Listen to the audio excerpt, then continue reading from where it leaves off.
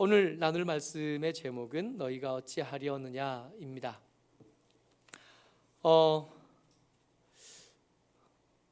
오늘 읽은 본문 5장 30절 31절의 말씀의 시작은 어디냐 하면 그 앞에 20절부터가 시작이에요. 하나님께서 선지자 예레미야에게 일을 맡기시면서 이 이야기, 지금 우리가 오늘 나눌 이야기의 시작이 됩니다. 하나님께서 선지자에게 말씀하시는데 이 선지자에게 말씀을 맡기신 다음에 그 말씀을 들은 다음에 이 말씀을 백성들에게 들릴 수 있도록, 백성들의 귀에 들리고 마음에 닿을 수 있도록, 일단 들리고 마음에 닿아야 이게 삶이 변하든지 어쩌든지 선택이라도 할 수 있겠으니까 그 책임을 선지자에게 맡기는 장면부터 시작을 하는 거예요. 5장 20절 말씀 같이 읽어봅니다. 시작. 너는 이를 야곱의 집에 선포하며 유다에 공포하여 이르기를. 여기서 잠깐이요. 5장 20절인데 여기 보면 선포하다와 공포하다 똑같이 여겨지는 단어 두 가지가 등장하는데 한글로 보면 선포하다와 공포하다가 그렇게 뜻이 차이가 없거든요. 근데 히브리어를 통해서 보면 이 두 가지가 뜻이 아주 극명하게 나뉩니다. 선포하다는 우리가 알고 있는 한글의 단어처럼 말하여 사람들에게 들을 수 있도록, 사람이 닿을 수 있도록, 사람들이 들을 수 있도록 말하다, 소리가 되게 하고 들려지게 하는 것을 선포하다, 똑같은 뜻으로 읽으면 되는데, 공포하다에는, 앞에 선포하다에는 없는 뜻 하나가 더 추가됩니다. 뭐냐 하면 그것을 듣게 하라. 그냥 소리가 되게 하는 것으로 끝나는 게 아니라 백성들이 그 소리에 반응할 수 있게 하는 것까지가 선지자에게 주어진 사명인 거죠. 한 번 더요. 5장 20절에 하나님께서 예레미야에게 새로운 말씀 하나를 전해 주실 건데, 이 말씀을 단순히 사람들이 많은 데 서서 하나님이 이렇게 말씀하셨습니다 하고 말하는 것으로 끝나는 게 아니라 이 선지자에게 새로운 사명 하나가 주어졌는데, 그 사명이 뭐냐 하면 공포하다라는 단어를 통해서 백성들이 그 말을 귀에 담을 수 있도록, 마음에 영향을 끼치고 그 삶에 변화가 생기게끔 하도록 듣게 하게, 안 듣게 한다면 강제로라도 듣게 해야 될 책임이 생기는 겁니다. 5장 20절이 그 책임이 생기는, 그 사명이 선지자에게 생기는 순간인 거예요. 그런데 이게 선지자가 받은 이 사명이 그냥 어떻게든 잘 가르치면 되겠지, 이렇게 쉽게 끝나지 않게 될 거라는 걸 21절을 통해서 짐작하게 되는 거예요. 선지자가 사명을 맡았습니다. 백성들이 이 말씀을 듣게 해야 되고 변화가 나타나게끔 해야 되는데, 이 백성들의 상태가 지금 어떠냐 하면 21절이요. 같이 시작. 어리석고 지각이 없으며 눈이 있어도 보지 못하며 귀가 있어도 듣지 못하는 백성이여 이를 들을지어다. 선지자가 애를 쓰기는 하는데 애를 쓰는 이 선지자가 하는 이 일이 열매가 없을 것을 알겠는 거예요. 뭐가 없어요? 지각이 없습니다. 말씀을 이렇게 보면 눈이 없는 건 아니에요. 이 사람들이 다 맹인은 아닙니다. 귀가 없는 건 아니에요. 소경은 아닙니다. 귀가 있고 눈이 있어요. 대신 눈이 있어도 보지 않고 귀가 있어도 듣지 않아요. 여러분, 우리가 들리는 소리들을 모두 다 내게 하는 소리들로 인지하는 건 아니거든요. 시집간 지 얼마 안 된 새댁에게 시장에서 할머니가 아줌마 그러면 안 돌아봐요. 지가 아직 아줌마인 줄 모르는 거예요. 지가 아직 아줌마라고 생각하지 않으니까 누군가 아줌마라고 불리면 누군가 빨리 대답해야 될 텐데 대답을 안 하네. 누구야? 그럴 수 있는 거예요. 뭐가 없어요? 지각이 없어요. 백성들에게 지금 어리석음뿐만 아니라 더 큰 문제가 있는데, 지각이 없는 게 문제입니다. 이 지각이 혹은 마음이라고 번역되기도 하고 혹은 심장이라고 번역되기도 합니다. 심장이 없어요. 마음이 없어요. 모든 일에 심장이 없거나 마음이 없는 게 아니라 유독 하나님의 말씀을 듣는데 마음이 없고 하나님의 말씀을 행하는데 심장이 없어요. 그러니까 적어도 이 사람은 하나님의 말씀에 대해서만큼은, 선지자가 맡은 사명, 하나님께서 전해주신 말씀을 백성들에게 들리게 해야 되는데, 그 들리게 하려면 이 백성들의 마음을 얻어야 되거든요. 귀를 열려면 이 백성들의 심장을 얻어야 되거든요. 삶이 변화하려면. 근데 이 백성들에게 적어도 하나님의 말씀에 대해서만큼은 심장이 없습니다. 마음이 없습니다. 이 심장이 없어지고 나면, 여호와의 말씀을 향하여 마음이 없어지고 심장이 없어지고 나면, 지각이 없어지고 나면 생기는 일들이 있어요. 그 첫 번째가 뭐냐 하면 두려움이 없어집니다. 하나님을 더 이상 인정하지 않고 하나님의 말씀이 나를 향한 말씀이라고 인정하지 않으니까 세상 무서울 게 없어져요. 말씀 같이 읽어봅니다. 22절이에요. 같이요. 시작.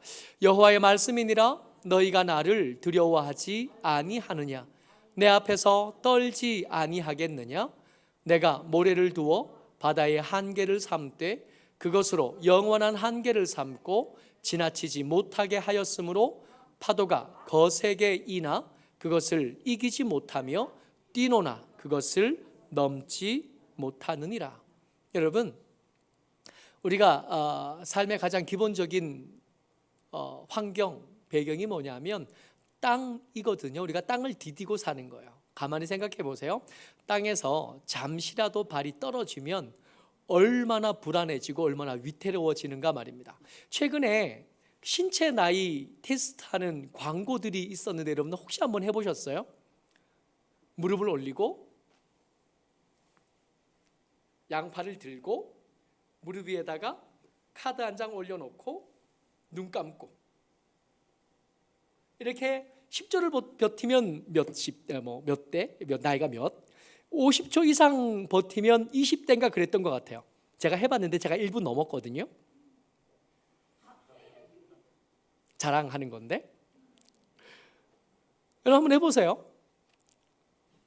우리가 눈 감은 거예요. 여러분 이게 서울 팔 들고 무릎 하나 드는 게 그렇게 어려운 일은 아니에요. 근데 눈을 감는 것과 동시에 난이도가 확 올라갑니다.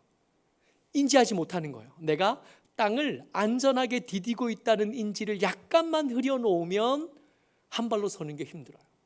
양팔을 들고 있는 게 어려워집니다. 땅에서 발이 약간 한순간만 이렇게 떨어져도 세상이 그렇게 위태롭고 불안해지는데, 이 땅이, 우리가 디디고 있는 이 땅이 이런 상태로 계속 유지가 되고 있는 가장 중요한 이유가 뭐냐 하면 바다가, 물이 육지로 넘어오지 못하도록 모래로 경계를 만드신 하나님 때문이라는 겁니다. 이걸 잊어버리고 살게 돼요. 뭐가 없으면? 지각이 없으면. 우리는 생각합니다. 우리가 능력이 있어서, 우리가 힘이 있어서, 우리가 똑똑해서 우리의 삶이 계속 유지된다고 생각해요. 근데 하나님의 말씀, 이 말씀이 진짜라면 그거 아니었던 겁니다. 이 땅이 땅의 모습 그대로 이렇게 유지되어지고 있으니까 우리가 운전하고 다니고, 이 땅이 땅의 모양, 우리가 알던 그 모양 그대로 있으니까 집에서 사는 거예요. 심지어 15층에서 살잖아요. 그렇지 않아요? 심지어 발에서 땅이 약간만 떨어져도 불안한 우리가 20층에서 삽니다. 그게 어떻게 가능하냐 하면 땅이 우리가 집에 들어가기 직전에 그 봤던 그 모습 그대로 밤새 안 변하고 그대로 있었기 때문에 우리가 그렇게 사는 거예요. 너무 당연한 거라 인지가 없을 수 있지만 하나님의 말씀이 진짜라면 그게 그렇게 있는 이유는 하나님 때문이지 우리 때문이 아니에요. 땅의 성질이 원래 그런 거라고요. 가끔씩 용암이, 화산이 터져서 용암이 흘러가는 화면들을 때때로 우리가 TV나 뉴스를 통해서 보잖아요. 여러분 그 눈앞에서 흘러가는 그거요, 시뻘겋고 까맣다 못해 시뻘건 그것들이 이렇게 흘러가는 그거, 사실은 우리가 딛고 살던 땅이 녹은 게 그거예요. 우리가 딛고 사는 땅이 원래 이렇던 게 아니라 얘가 여차하면 액체로 바뀔 수 있는 거예요. 이게 여차하면 뒤틀리기도 하고 찢어지기도 하고, 그 찢어진 것을 우리가 뭐라고 부르냐면 단층이라고 부르잖아요. 굉장히 익숙하게 알던 많은 지구과학에서 배웠던, 한때 뉴스로 들었던 그 단어들이 땅이 이대로 있는 게 정상이 아니라 무슨 일이 닥치면, 어떤 일이 생기면 이게 찢어지기도 하고, 이게 흔들리기도 하고, 이게 때때로는 녹기도 하고, 때로는 물이 넘어서 육지를 덮기도 한다는 걸 뉴스로 보면서도 15층에 안심하고 사는 거예요. 괜찮은 게 아니라 생각이 없는 거예요.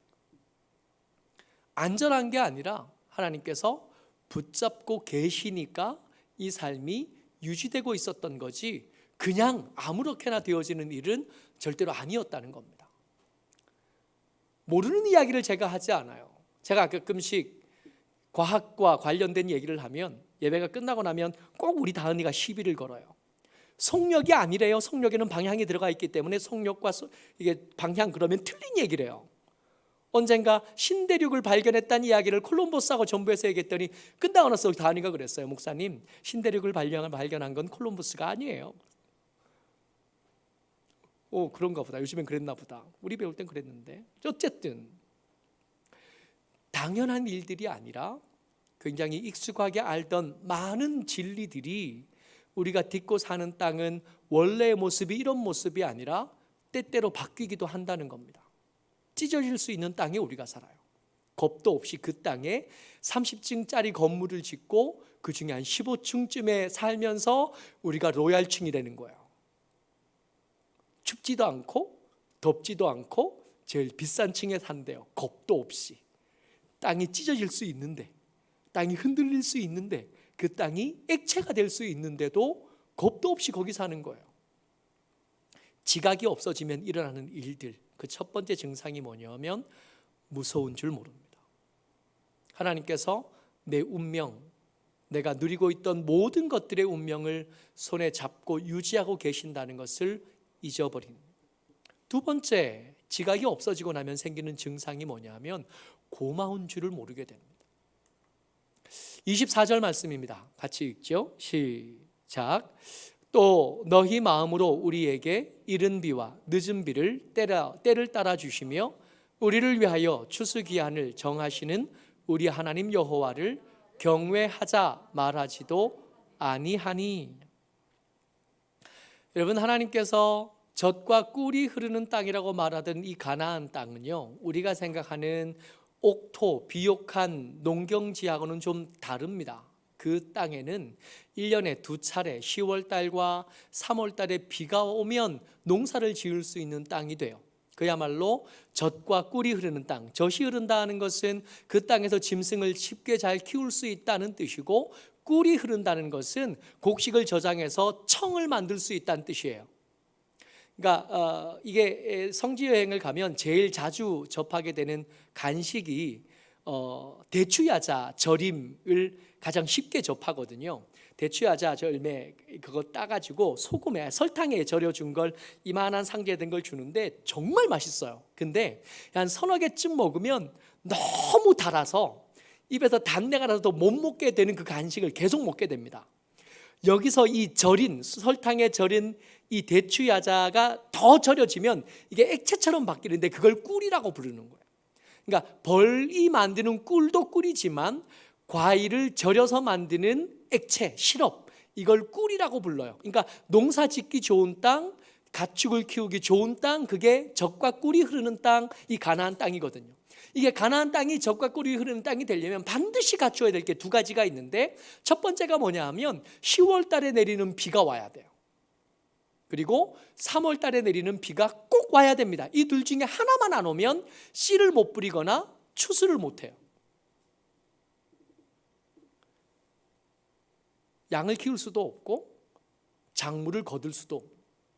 그러니까 이 땅, 이 가나안 땅은 하나님과 함께 하셔서 하나님께서 주시는 복, 이른 비와 늦은 비를 내리면 복이 되는 땅이지만, 하나님께서 함께 계시지 않아서 가뭄이 오면 다른 어떤 곳보다도 살기가 곤란하고 험난한 땅이 되는 게 이 가나안 땅입니다.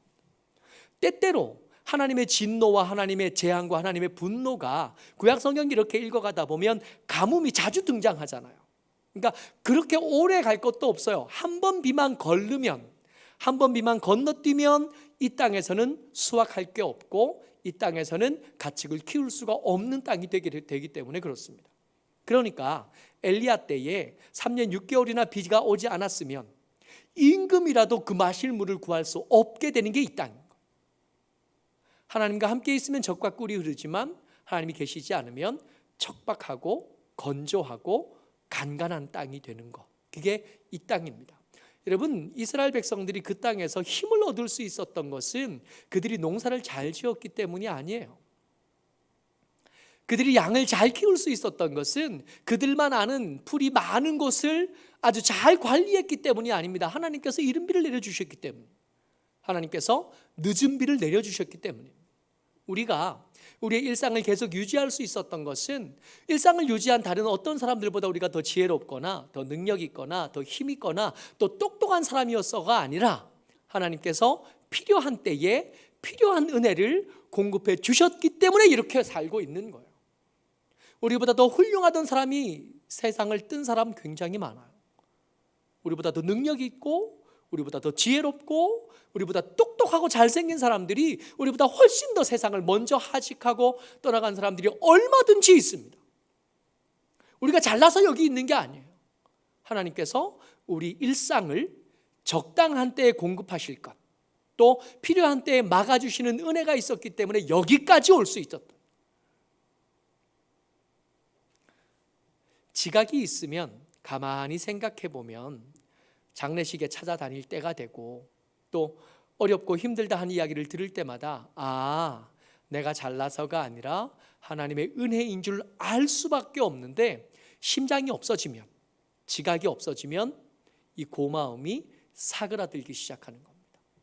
아무리 생각해도 내가 이만큼 사는 건 내가 잘해서인 것 같은 거예요. 아무리 생각해도 내가 이쯤 살아갈 수 있었던 건 내가 열심히 했기 때문이고, 내가 지혜로웠기 때문이고, 내가 관계를 잘 맺어왔기 때문이라고 여겨지게 되는 거예요. 지각이 없어지면 첫 번째, 두려운 줄 모르게 되고, 두 번째, 고마운 줄 모르게 돼요. 하나 더 있어요. 지각이 없어지고 나면, 그 심장과 마음이 없어지고 나면 이득을 위해서라면 뭐든 하는 사람이 됩니다. 말씀 같이 보지요. 26절 말씀입니다. 같이요. 시작. 내 백성 가운데 악인이 있어서 새 사냥꾼이 매복함같이 지키며 덫을 놓아 사람을 잡으며, 한 절 더요. 새 장에 새들이 가득함같이 너희 집들에 속임이 가득하도다. 그러므로 너희가 번창하고 거부가 되어. 이들이 부자가 되는 가장 쉬운 방법이 뭐였냐 하면 사람들을 속이고 사람들을 등쳐먹는 겁니다. 물론 자기보다 강한 사람을 등치기는 쉽지 않았으니 자기보다 약한 사람들, 고아와 가부의 등을 쳤을 거고, 그렇게 모아들인 것들로 거부가 되는 거예요. 그리고 점점 더 교만해지면서 내가 이렇게 잘 살 수 있는 것은 하나님의 은혜는 고사하고 하나님의 지켜주심은 고사하고 내 실력이다라고 말하게 될 겁니다. 이 사람이 부자가 된 것만큼 그 주변에는 속임당한 고부, 가부와 피눈물 흘리는 고아들이 지천으로 널려 있게 되겠지만, 심장이 없기 때문에 이 사람들은 죄책감이 없어요. 이 사람들은 마음이 없기 때문에 그들의 신음소리가 자기 때문에 되어진 일이라는 것에 대한 자각이 없습니다. 지각이 없으면 생겨나는 일 세 가지를 나눴는데, 그 중에 첫 번째가 두려움을 모르게 되는 것, 두 번째가 감사, 고마움을 모르게 되는 것, 세 번째 이득이 되는 일이라면 뭐든지 다 하게 되는 것. 근데 오늘 우리가 읽었던 본문 30절, 31절에 보면 이렇게 되는 것보다, 사람들이 두려움을 모르게 되고 감사함을 모르게 되고 이득을 위해서 뭐든지 하게 되는 것보다 더 무서운 일들이 있다는 거예요. 넘어가고, 더 무서운 일이 있는데 그게 뭐냐 하면 31절입니다. 같이요. 시작. 선지자들은 거짓을 예언하며 제사장들은 자기 권력으로 다스리며. 여기서 잠깐이요. 지각이 없어진 백성들이 모여 사는 곳, 두려움을 모르고 감사함을 모르고 이득을 위해서라면 뭐든지 하는 사람들이 사는 이 땅에 일어나는 더 무섭고 더 놀라운 일들이 있는데, 그 일들이 뭐냐 하면 선지자들이 거짓말하기 시작한다는 겁니다. 그리고 그 다음이 제사장이 자기 권력으로 다스리다. 자기 권력으로 다스리다 하는 말이 좀 오해가 좀 있어서 이걸 다시 제가 써왔습니다. 자기 권력으로 다스리다가 아니라 제 마음으로 가르치다가 이해가 더 쉽습니다. 제사장들은 자기 권력으로 다스리다, 제대로 읽으면 제사장들은 제 마음대로 가르칩니다 라는 뜻이 오히려 더 잘 맞습니다. 제사장들은 거짓말해요. 제사장들이 왜 거짓말할까요? 하나님께서 맡기신 말씀이 백성들이 듣고 싶어하는 말씀이 아닌 거예요. 백성들이 듣고 싶어하는 말씀이 있거든요. 하나님께서 우리나라를 지키실 거다. 우리나라는 위대하고 아름다운 나라고 하나님의 임재가 있는 나라이기 때문에 하나님께서 반드시 우리나라를 지킬 거고 우리를 복 주실 거고 잘 되게 할 것이고 금년의 농사가 100배가 될 것이다. 뭐 이런 말 듣고 싶어 하는데 하나님의 선포된 말씀은 이번 전쟁에서 너희들이 질 거다. 하나님께서 너희들의 예배를 거절하실 거고 그 성전을 무너뜨려 버리실 거다. 이번에는 100번에 100배는 고사하고 너희들의 새끼를 잡아먹어도 굶주려 죽게 될 거다. 지금 선지자가 맡은 말씀이 이 말씀이에요. 이 말씀을 전하니까 사람들이 반겨하지 않을 뿐만 아니라 반역자가 되게 된 거예요. 그래서 선지자가 거짓말하기 시작합니다. 살려다 보니까 제사장들이 제 마음대로 가르쳐요. 왜 제 마음대로 가르칠까요? 손해가 되겠거든요. 제가 이제까지 저질러 왔던 부정, 제가 이제까지 저질러 왔던 제 이득을 위해서 했던 수많은 일들이 하나님의 말씀을 통해서 부정되게 됐거든요. 그러니까 하나님의 말씀대로 가르칠 수 없게 됩니다. 제게 이득이 될 만한 것들을 가르치고 좀 불편한 것들은 건너뛰기도 하고 좀 불편한 것들은 적당히 구부려서 다른 말을 만들기도 합니다. 그럼 더 재미있는 거예요. 더 재미있는 게 뭐냐면 백성들이 선지자가 거짓말을 하고 있다는 걸 몰랐을까입니다. 백성들이 제사장이 제 이득을 위해서 헛소리를 하고 있다는 걸 몰랐을까 하는 거예요. 말씀의 문맥이 백성들이 이걸 알고 있었습니다. 31절이요. 계속 읽습니다. 하반절입니다. 시작. 내 백성은 그것을 좋게 여기니 마지막에는 너희가 어찌하려느냐. 알고 있었어요. 제사장이 하는 말이 진짜가 아니라는 걸. 제사장들은 이 백성들은 진짜를 듣고 싶었던 게 아니라 교회에 와서 위로받고 싶었던 겁니다. 비록 그게 가짜이지만 그가 말하는 평강과 그가 말하는 보호와 그가 말하는 진리가 거짓말인지는 알지만 그래도 거기 와서 잠깐 위로받고 죄책감을 좀 덜어놓고 가보고 싶었던 거예요. 그것을 위해서라면 제사장이 하는 저 탐욕에 가득한 제사장의 말에 적당히 합을 맞춰줄 수 있었던 거예요. 적당히 돈 내고 적당히 맞춰주면 그 싸구려 위로를 얻을 수 있었던 거. 그래서 아멘. 당장 내일 북방에서 오는 군대가 쳐들어오는 한이 있어도 오늘 잠깐은 좀 쉬었으면 좋겠다 하는 마음이 있었을지도 모르겠습니다. 더 무섭고 놀라운 일이 있었다 그랬어요. 두려움을 모르게 되는 것, 감사를 모르는 것, 그리고 이득을 위해서라면 뭐든 하는 것. 이것보다 더 무서운 거 뭐냐 하면 거짓으로 예언하는 선지자들이 더 무섭고요, 제 마음대로 가르치는 제사장이 더 무섭고요, 더 무서운 것은 그것을 좋게 여기는 너희 백성들이 더 무서운 겁니다. 오늘 설교 제목이 뭐였냐면 마지막에는 너희가 어찌하려느냐가 설교 제목이었어요. 어떻게 해야 되죠? 더 무서운 일, 이 더 무서운 일에서 좀 힌트를 찾아보면 좋을 것 같아요. 선지자가 맡았던 사명이 뭐냐면 어떻게든 듣기 싫어하는 그 말씀을 백성들의 귀에 들리게 해야 되는 게 선지자가 맡은 사명이었잖아요. 근데 그 사명, 그 말씀을 거절하면서 생긴 일인 거예요. 그 말씀을 거절하면서 생긴 일이라면 이 세 가지를, 더 무서운 일 세 가지를 보니까 전부 다 말씀과 관계된 일이네요. 선지자가 듣기 싫어하는 말씀, 제 생명을 위협하는 말씀이라도 그 말씀에 직면했다면 이 문제는 해결되기 시작할 겁니다. 제 마음대로 가르치지 말고 제게 손해가 좀 되더라도 제대로 된 것을 가르치기 시작하면 이 문제는 해결되기 시작할 겁니다. 내 삶에 불편하고 위로가 되지는 않으나 내 삶을 공격하는 말씀이지만 그 공격하는 말씀에 아멘하고 자기의 팔다리를 잘라서 이제는 악한 곳에 갈 것이 아니라 하나님의 선한 일을 하고 하나님의 배우는 일을 시작하면 소망이 시작되지 않을까 말입니다. 예레미야 성경이 굉장히 길어요. 한 장 한 장도 굉장히 깁니다. 그래서 우리가 매일 읽어야 될 분량으로 나오는 그 성경의 본문이 한 장이 어떨 때는 3일 읽기도 하고 보통은 이틀씩 읽어요. 이 말이 왜 길까요? 끊임없이 멸망과 끊임없이 재앙을 말씀하시면서도 그 말씀을 길게 하시는 거예요. 왜요? 그 말씀이 들렸으면 좋겠는 거예요. 여러 번 반복하셔서 이것이 그러나 진멸은 아니다 말씀하시는 하나님의 미련하심이 아직 남아있는 거예요. 더 놀랍고 무서운 일이 있긴 하지만 여기서 시작하면 바꿀 수도 있지 않겠나 하는 기대가 하나님에게 여전히 남아있으신 겁니다. 뭘 하면 되냐 하면 우리가 할 수 있는 것부터 시작하자고요. 그것을 좋게 너희는 너희가 바뀌는 겁니다. 거짓으로 가르치는 것, 그리고 제대로 된 것이 아닌 것에 대해서 예민하게 반응할 줄 알고 그것을 거절할 줄 알게 되는 것이 시작일 겁니다.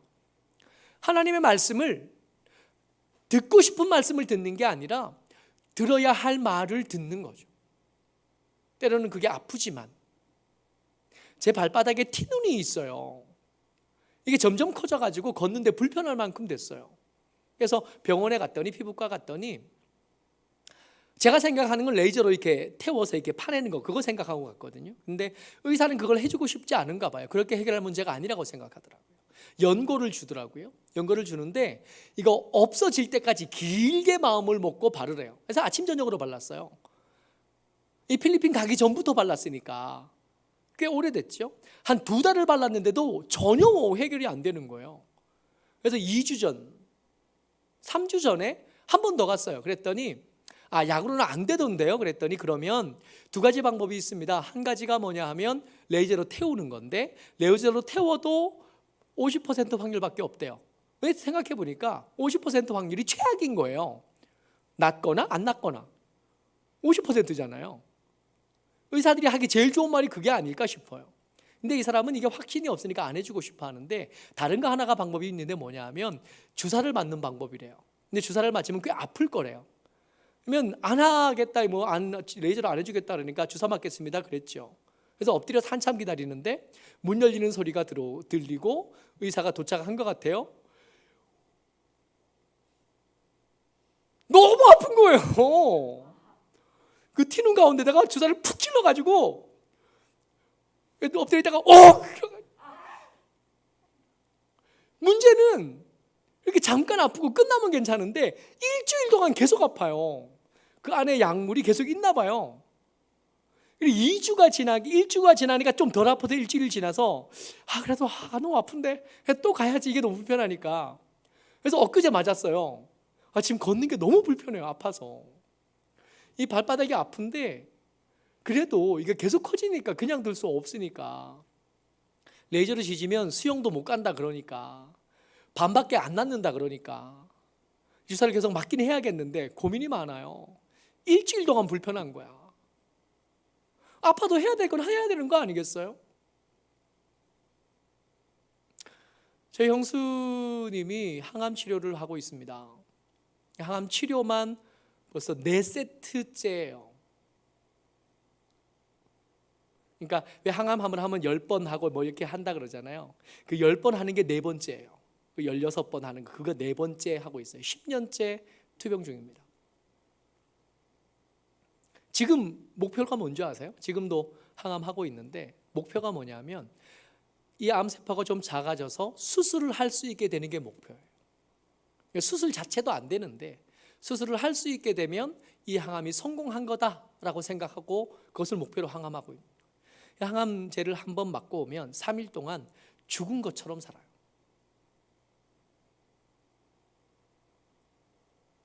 그래도 어떻게 해야지. 소망이 있다면 그냥 안 하고 있을 수는 없잖아요.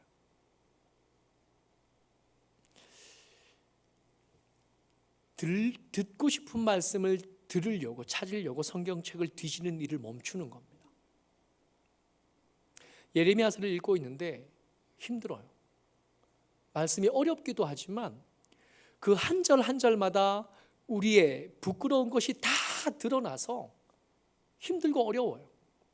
제가 아침마다 쓰는 그거는 사실은 아침에 설교했던 것의 반도 안 돼요. 더 많은 이야기, 더 아픈 이야기들이 더 많은데 그걸 다 쓰려니까 너무 많아가지고 조금만 쓰는 거거든요.